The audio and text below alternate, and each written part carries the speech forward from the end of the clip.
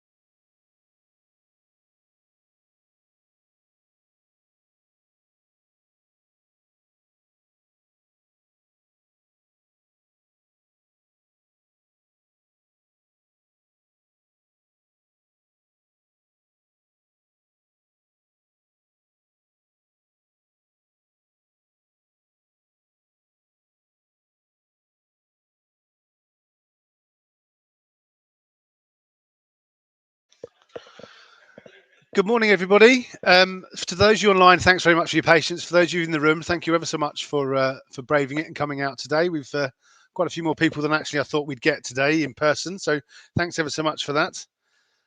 My name's Mark McGowan, and I'm the Global Managing Director of Maritime here at ABL. And welcome to the January 2022 Maritime Market Briefing here at Lloyd's in London. Sorry.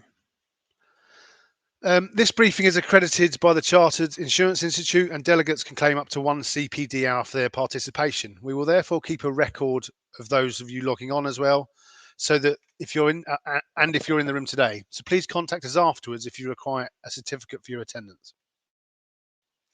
As usual, the usual caveats apply, Chatham House rules apply. Any information contained in these presentations and any opinions or comments expressed are those of the presenters and not necessarily those of the company ABL. I'm delighted to introduce our panel today. As is our annual tradition, which has been going back some years now, we are kicking off with the Maritime Marketing Briefings for 2022 with a shipping summary of what happened last year and a look ahead to next year, which will be delivered by our own Paul Hill, our Chief Surveyor. Paul's been doing this in the new year for a few years now, and I hope that, as usual, that today will provoke some interesting questions and discussion.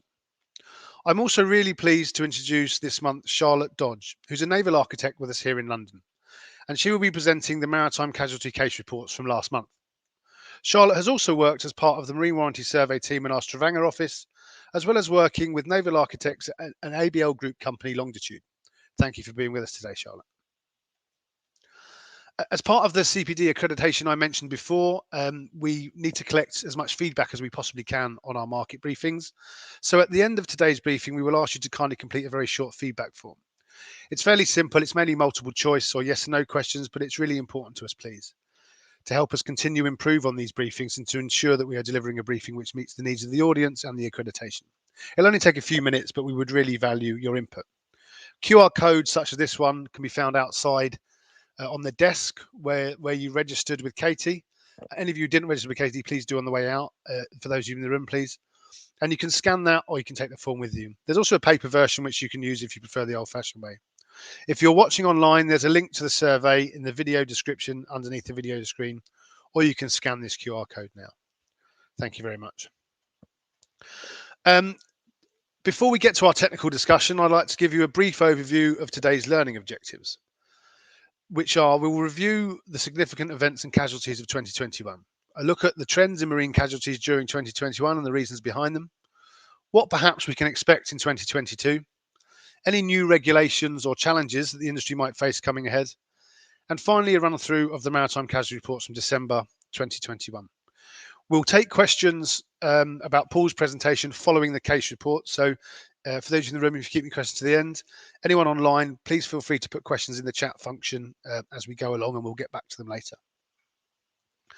And finally, before I hand over to Paul to begin, we would ask you to give a few moments thought to the seafaring men and women at sea today, often working for much longer stretches of time than is usual due to ongoing issues driven by COVID-19. ABL Group is a signatory of the Neptune Declaration on Seafarer Wellbeing and Crew Change. This is a topic very close to our hearts, as many of us ourselves come from seafaring backgrounds. So do look into this, and if you yourselves are interested in becoming a signatory to the Neptune Declaration, which is very important, please discuss it internally with your colleagues. Over to you, Paul.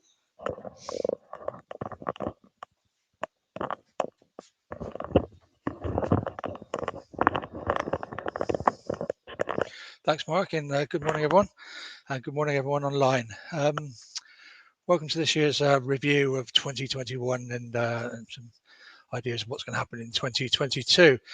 As usual, this is not this is my view and the industry's view, and it's not a crystal ball. I don't want to go out buying shares and based on this information.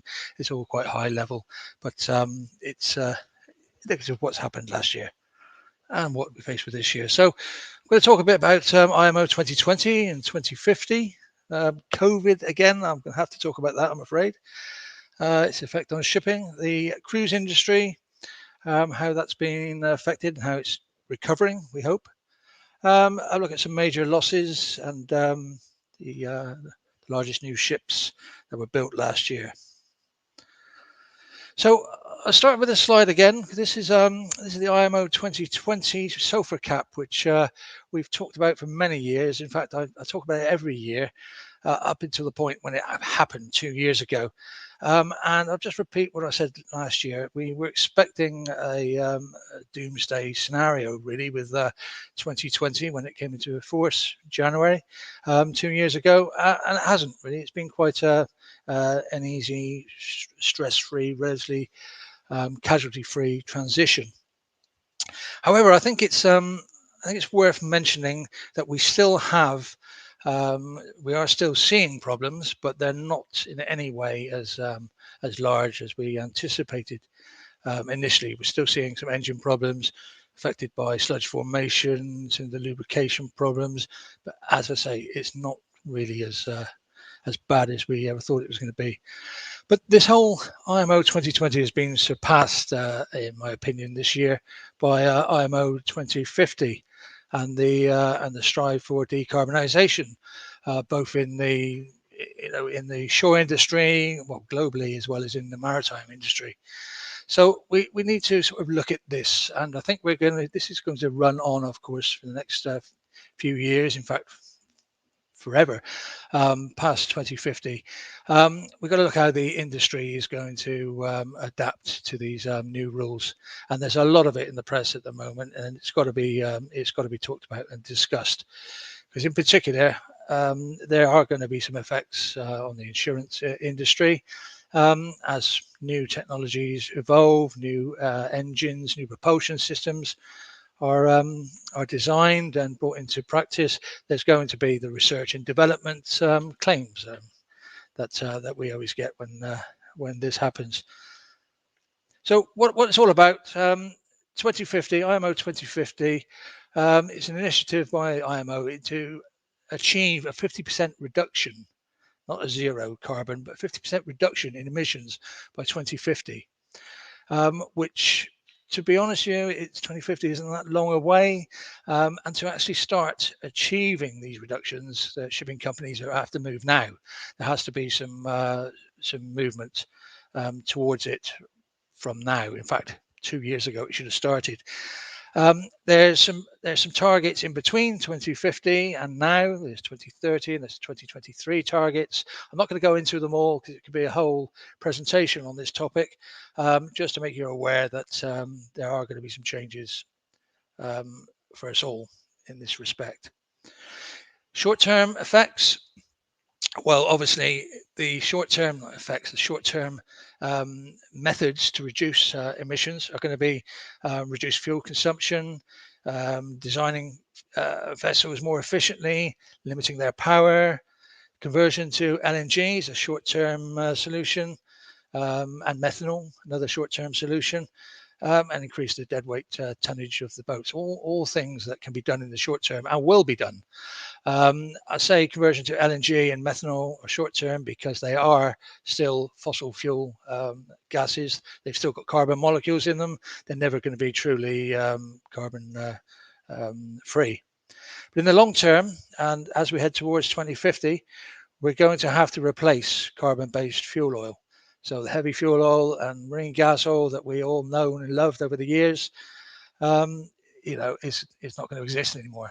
So the IMO 2020 sulfur regs are going to be, it's nothing, it's just are not going to be valid anymore. We're not going to see black fuel and we're not going to see smelly diesel fuel on ships. LNG and methanol is carbon-based, as I said, so that's going to have to be superseded by 2050. So alternative carbon-free fuels are going to have to be used. And I say have to be because there's no alternative apart from sails and other means of propulsion, but that's not viable. So we're going to be looking at hydrogen, ammonia, and nuclear power as power systems for the future. Batteries, of course, but the battery power has to be recharged from renewable sources to make it green. So that's another dilemma at the moment that's in the news. But all these new fuels are being developed. We're actually, as a company, involved in the development of a hydrogen ferry for Caledonia McBrain in Scotland. We're keeping a close eye on that one. We're involved in consultation on a number of these new technologies. So I'm going to mention COVID-19 again, and I was criticised a little bit. I had a bit of feedback last year saying that there was too much about COVID, but to be honest with you, there was too much about COVID. I had to mention it.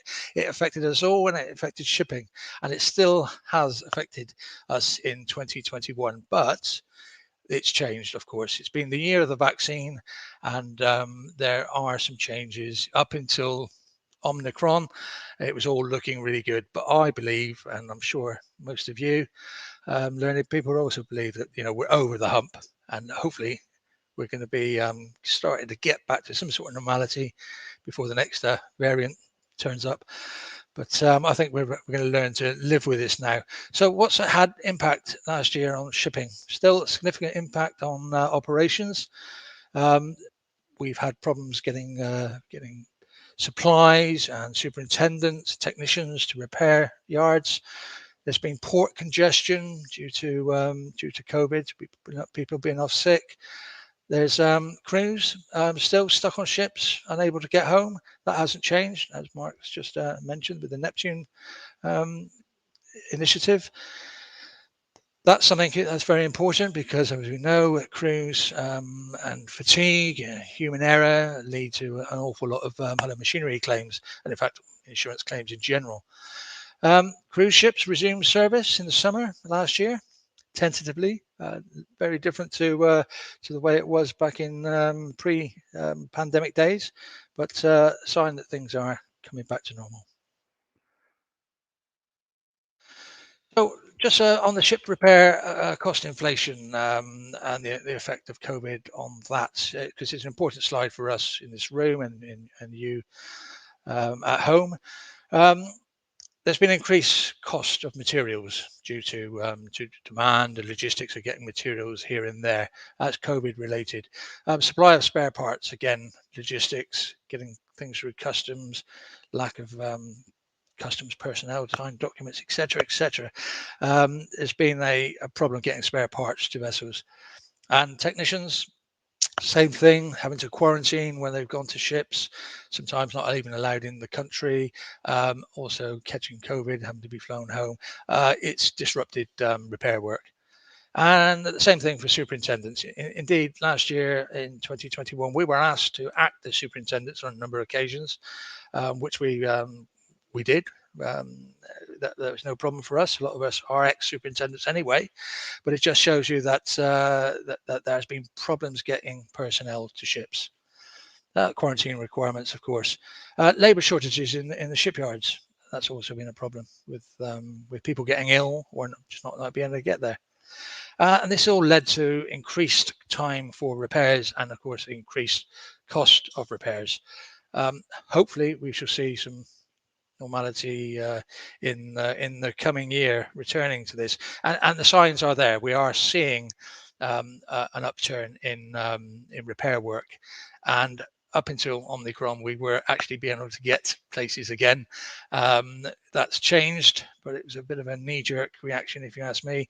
Hopefully, that's going to level itself out in the coming months.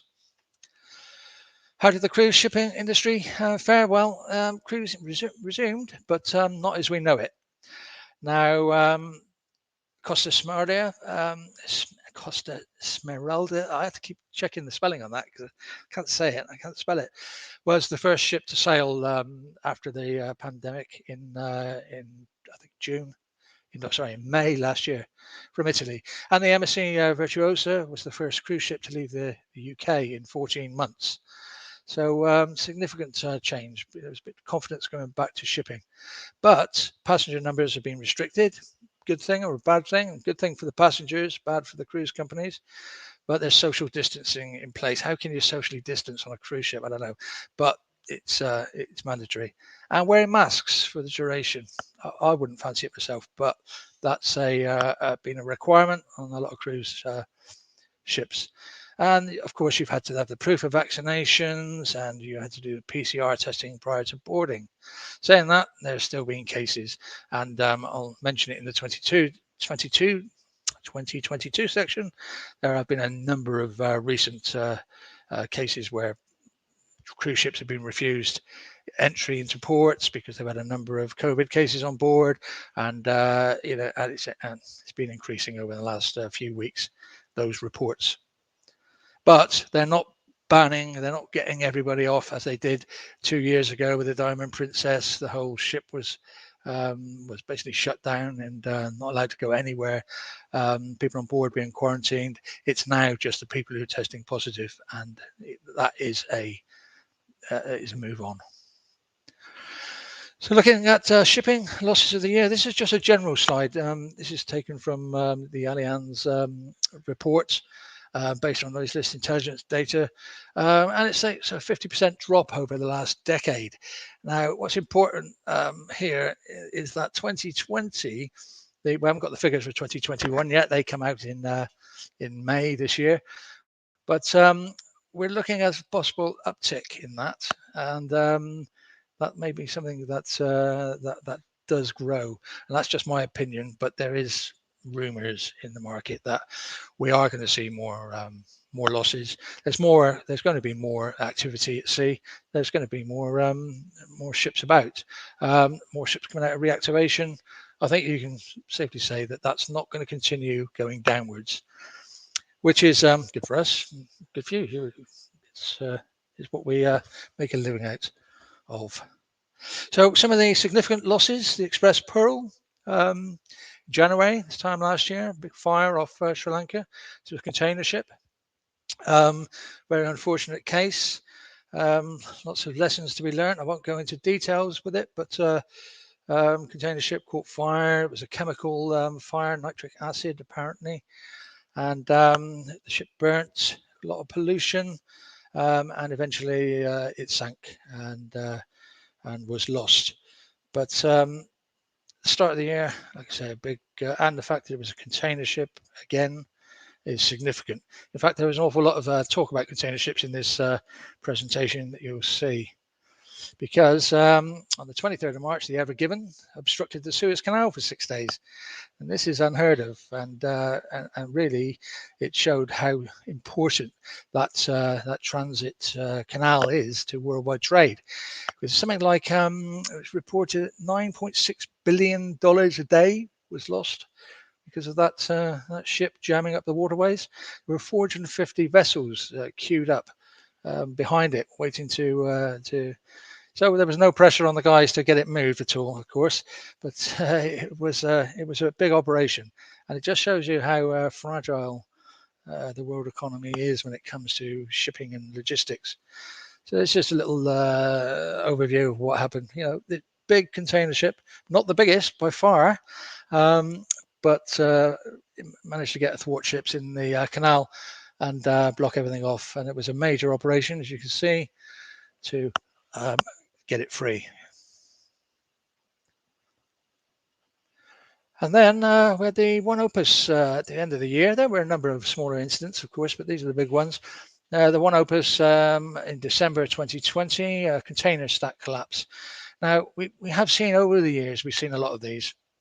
In fact, when I came into this business about 12 years ago, it seemed to be quite high on the agenda then, container collapse. But it seems to be, Ayumi picked it up this year as one of those sort of trends that we've got to keep an eye on and sort of have a look at closely what's happening here. But the One Opus in heavy weather on a voyage bound during a voyage from China bound to California, hit heavy weather and lost a total of 1,816 containers overboard. Now that's a considerable chunk of its cargo, like 10%, and losses, in the region of 200 million were reported at the time. They're probably more than that now. So this is One Opus 3 months later, running into 2021, because that was a 2020 case. That it took 3 months to sort this out. And this isn't damage to the ship. These are just containers that have fallen over. I say just containers that have fallen over. It's a mess when you've got to sort that out. You can't just sort of put a wire on it and just pull them all up straight again. They've all got to be removed carefully.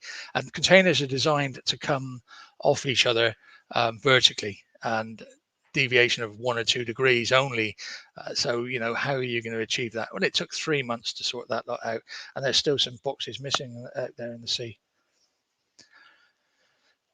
Keeping the theme on container ships, because I always like to talk about the world's largest ships that were built last year.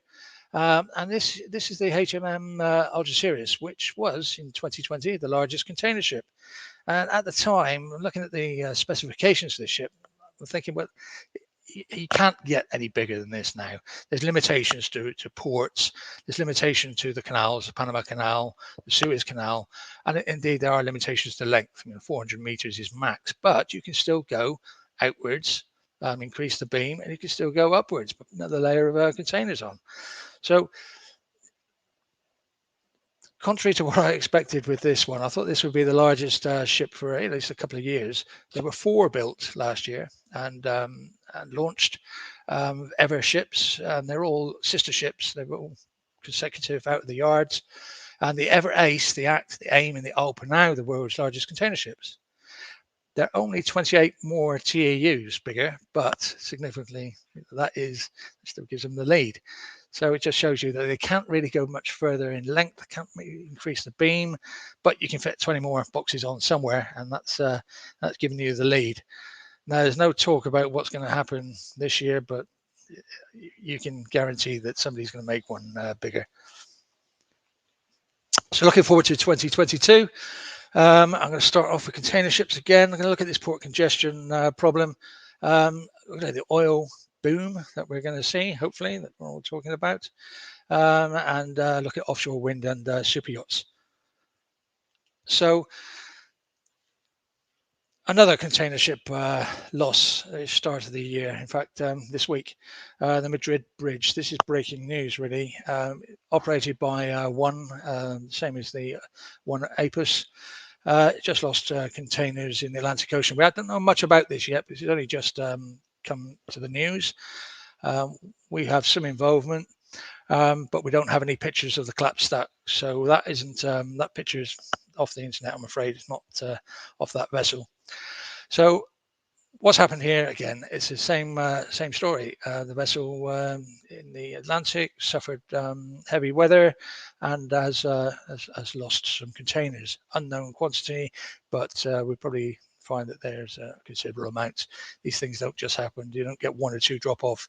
It tends to have a domino effect, and the losses are big.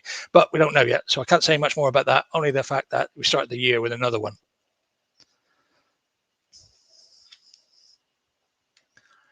And big question is vessel size, so I'm talking about these big ships now, a factor when considering these collapsed container stacks? I have a lot of talk about this, and to be honest with you, yes, I think so. You know, container ships now, they've got large GMs, they're very stiff, very stable, but very stiff. Now these motions, when you're in a seaway, rolling motions, because of a stiff vessel, are much more violent, much more sort of reactive. You don't get a nice slow roll. You get more of a jerking reaction, which puts more stresses, forces, accelerations on the boxes. Now, of course, another factor is some of these boxes are misdeclared. We've always had that problem, and we don't really know if you've got a 40-ton container up on the top of the stack. You know, nobody knows. We should know. The chief officer doesn't know. It appears that these things can happen. Now, that will also cause a lot of stress if you've got a heavy weight on the top of the stack, and in addition to the other forces from rolling, could lead to failure. So we've got large stresses on the lashings. Now the containers are stacked on each other. They're held down with locking mechanisms, and all braced with lashings and poles and wires, etc. Now there's a lot of stresses on those, as you can imagine. So as we get bigger, there's going to be more stresses on these boxes. It's obvious to me as an engineer. Just to mention about port congestion. This has been a problem associated with COVID, and you know, it's a problem still happening around the world, and apparently it's worsening. At the beginning of this year, we're still seeing large delays in ports, getting ships alongside, in particularly container ships, and it's worldwide. This is a picture of Felixstowe, and there's problems in Felixstowe. They're seeing containers being offloaded off ships and sitting there for a week, 2 weeks before they get transshipped to their receivers. It's all a delay based on COVID delays, people being off sick, you know, delays in the logistics chain. So hopefully we should see an improvement on that, but it is a problem at the moment. In fact, in Felixstowe, they've reported they've had to turn ships away, which is unheard of. But hopefully that will improve this year. Just to mention this year, sort of, it's difficult to forecast what's going to happen with the IMO 2050 rules, etc., and how the industry is going to adapt. We know what they've got to do. We don't know how they're going to do it. All we do know is that a lot of the big players are moving quite quickly in this field. The big players, the MSCs, Maersk, you know, the big companies, and indeed the big tanker companies, they're all looking at the future. They know that it's coming upon them quickly, and it's a bit of a race really to see who reacts first. So in the news this week is that Maersk are cutting 10 years off the target. So good on Maersk. I think it's a sign that shipping industry has to move, has to be seen to be moving quite quickly on this, because there's lots of other external factors from investments, from banking, getting a mortgage. We're all going to have these ESG positive effects on us. So the more that companies like Maersk can move forward and cut their deadlines, the better. But Maersk have been dabbling with methanol. They've been looking at other types of propulsion systems. They haven't told us exactly what they're going to do, but they are going to do it a lot quicker than everyone else. So I think it's just indicative that the shipping companies will shipping industry will move forward this year, and the advances will be big. I think we're going to see some big changes. But we talk about all this green energy and carbon emission reductions. The global oil production is set to recover in 2022. Everyone's saying in the energy and the offshore market, they're all clapping their hands and looking forward to a mini boom.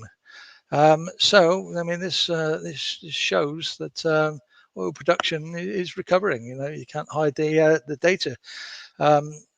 It's forecasted way into 22 to carry on rising, but it appears that it will. And again, it's a good thing for our industry, and a lot of people will rely on the income for that sort of from oil and gas.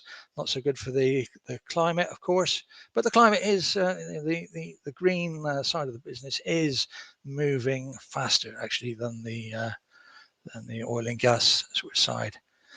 So we're going to see reactivation of laid up rigs, drill ships, offshore supply vessels. And of course, that's going to be quite interesting because a lot of those vessels have been laid up for a number of years now. And to be honest here, once you lay up a 10-year-old offshore supply vessel, offshore service vessel, you know, the expense involved in reactivating it is high. And really, we're going to find that a lot of those are going to be scrapped, and a lot of new builds will be necessary to meet demand. Also, the offshore wind industry is looking at a lot of the legacy offshore vessels, particularly the new ones, and looking at trying to buy those and convert them for their purposes. We've seen a lot of activity in that particular area at the moment, because there is a limit to how many can be built, of course. It's a supply and demand thing, and the offshore wind boats want them, and of course oil and gas are going to want them as well this year. So time to invest in offshore vessels, I think. So to mention about offshore wind, I mean that continues to expand outwards and upwards, with bigger turbines and bigger farms being built around the world. And these are the stationary wind farms I'm referring to. We've also got a lot of technology, a lot of money is going into floating turbines, and that technology is evolving quite quickly. The advantage, of course, is that you don't have to have a fixed concrete base into the seabed. You can just float out the wind turbine and get it collect it up to the grid and get it working straight away. When it needs maintenance, you unplug it and bring it back in alongside to a port and repair it. It sounds easy, but I've looked at these things and they've got an awful lot of structure below the actual floating barge part of the wind turbine. So I'm not sure how many ports are going to be able to receive these, but it's technology, and that's evolving, and we will get over it. It's the future, basically. Super yachts, finally. Sales continue to rise, and in 2021 we saw, I think we've got there 579 sales of second-hand super yachts. Now, nobody really wants a second-hand super yacht because you know, in that field, you want to have a new one built. You've got the money, but it's showing that you know, there's other people, must be, you know, people like us possibly moving into that market now with the second-hand pre-loved super yacht sales continuing to rise. But last slide here, we are still seeing some big super yachts, and this year we're going to see the largest is yacht, it's Y271. It's going to be the world's largest sailing yacht, 127 meters, meaning it's got to have a mast and a sail, and rumored to be Mr. Bezos's possession. So that's where he's spending all our Amazon money that we've all been giving him in the last couple of years of the pandemic. So with that, I thank you very much, and I'll pass you over to Charlotte for the case reports.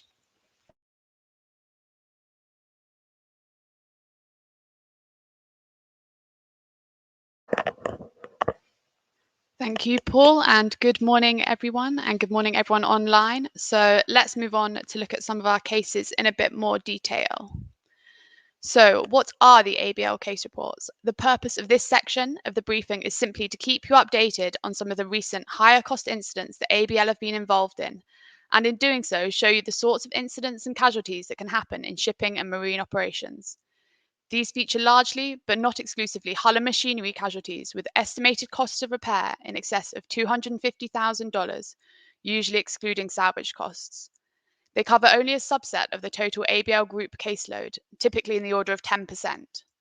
Now, this is an important subset which represents about 25% of the hull and machinery cases by number and around 65 to 75% of the hull and machinery cases we survey by cost. Estimated costs are often preliminary and subject to further inspections and/or investigations. In presenting these case reports for the last month, it's not about attributing blame. There won't be specifics of cause, as many of the cases are still fresh, and it wouldn't be appropriate to do so. And in many cases, the cause is still under investigation. A copy of this presentation or a previous one is available on request. So as usual, let's start off with some statistics. So first of all, an overview of December 2021. Starting on the left of our bar chart, the majority of cases we were instructed on in December were engine room and machinery cases. There were also several collisions and elisions and heavy weather cases. As we move to the right of the chart, we can see there's also a flooding case and a thruster damage case. An overview of December with the proportions by number and cost. In terms of cost for December, we can see that the flooding case dominated the figures for the month, while the remainder was made up of relatively high proportions of engine room machinery and collision-elision costs. The average cost for the month is approximately $700,000, which is lower than last month's average total of just under $1 million.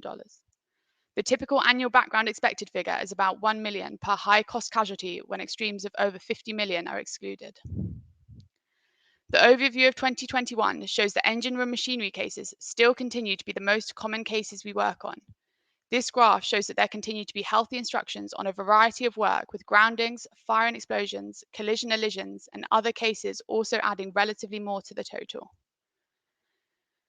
This graph, which looks at the total costs for the year, shows that fire and explosion cases still exceed the high-cost sinking cases that previously dominated the chart this year, followed by engine room machinery and other cases.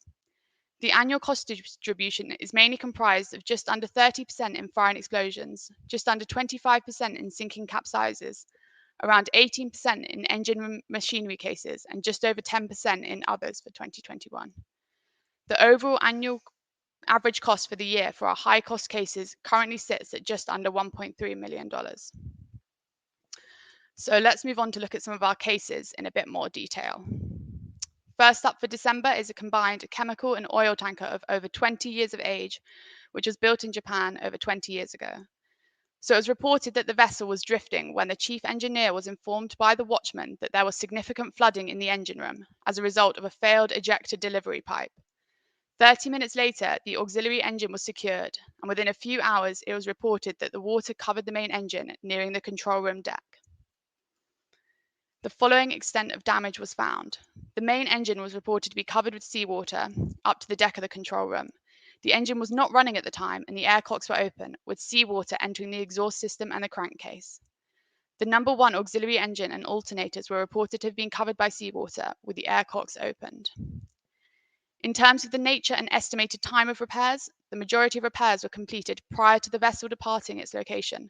Repairs took approximately 5 months. Repairs in the dry dock are expected to take approximately 1 month, concurrent with the vessel's scheduled dry docking. The main engine was found to have been completely overhauled, including the fuel pumps, exhaust valves, cylinder liners, pistons, and bearings. The governor has not been renewed to date. The pneumatic control system was in the process of being overhauled during our survey. The charge air blowers were also in the process of being overhauled, as was the start air distributor. The main engine turbocharger requires dynamic balancing, as this was not possible in location. No allegation of cause has been made to date, and the value of this claim is $6 million US. For the next case, this general cargo vessel with container capacity at 120,000 deadweight tons and was built in China is approximately 15 years old. It was reported that whilst the ship was in ballast and moored, the captain heard a sound like a pop and felt the ship's hull vibrating. He looked out the window and saw that hold number 2, hatch covers 3 and 4 were on top of hatch cover number 5. Work was being performed on the aft hatch covers of number 2 hold to replace the rubber gaskets. So in terms of the extent of the damage, hatch covers number 3 and 4, which normally fold aft and stow vertically in front of number 5 and number 6, fell onto hatch cover number 5 when it was almost flat. There was no damage found to hatch cover number 4, which made contact with hatch cover number 5. Hatch cover number 5 has indents across the entire width of the top of the hatch cover. So for the nature and estimated time of repairs, the owners contacted the manufacturer, who provided a service engineer to assist with the repair process. The fallen hatch covers, number 3 and 4, first had to be lifted off hatch cover number 5. This was made more difficult because their combined weight is approximately 90 tons. The vessel had to be moved to a berth when the hatch cover number 5 could be landed ashore. It is expected that the repairs will take approximately 40 days, but it should be noted that the repairs were forecast to take place over the festive period using metric high tensile steel, which is not readily available in this location, so this could cause further delays. It should also be noted that hatch cover repairs often take longer than other steelwork jobs, as the hatch covers are made from relatively thin steel, which has a tendency to distort and twist when being welded.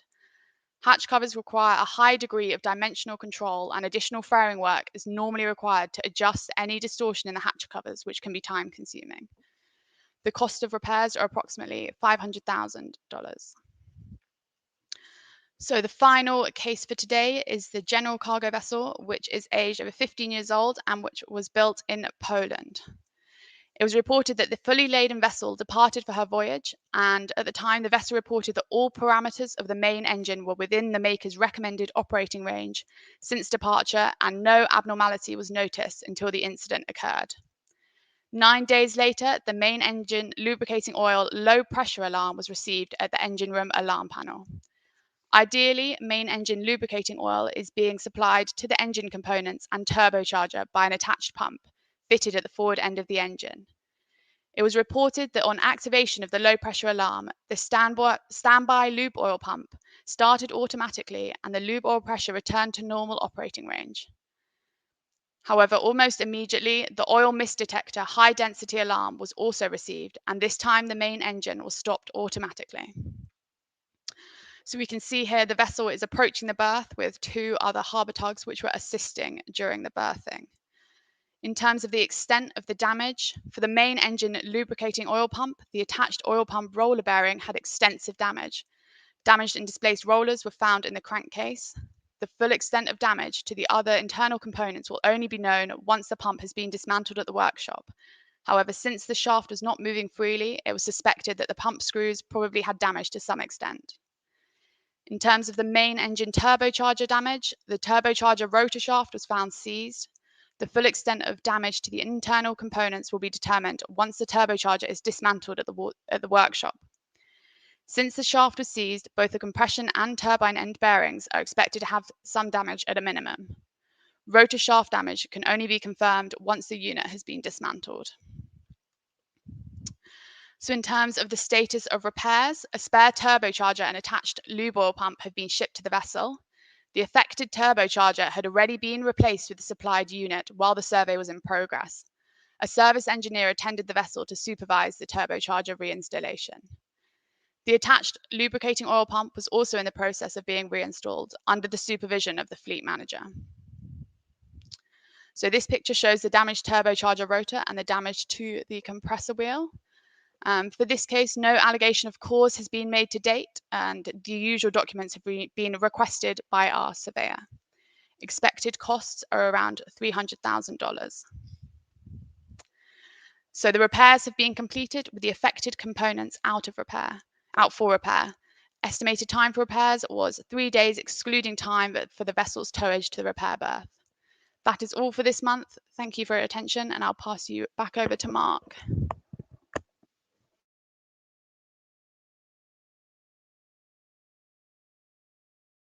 Thank you very much, Charlotte. Speaking of high cost incidents, Charlotte reminded me this morning that today, the 13th of January, is actually 10-year anniversary of Costa Concordia running aground. So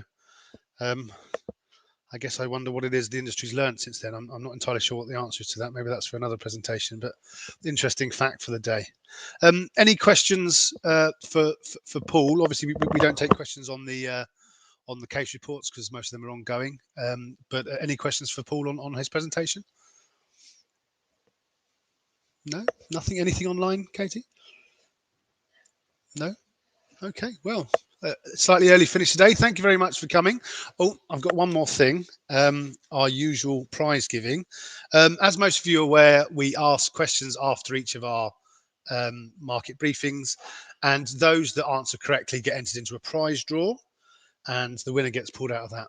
Unfortunately, nobody got the question right from last month. So instead, we've decided to do a prize draw of the people who braved the public transport on COVID this morning to come in. And I've been told that we're pleased to announce that the winner is Katie Sales.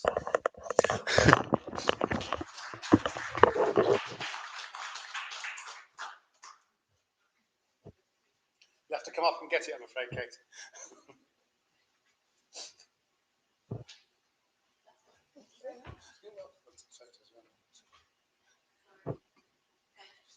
Thanks very much.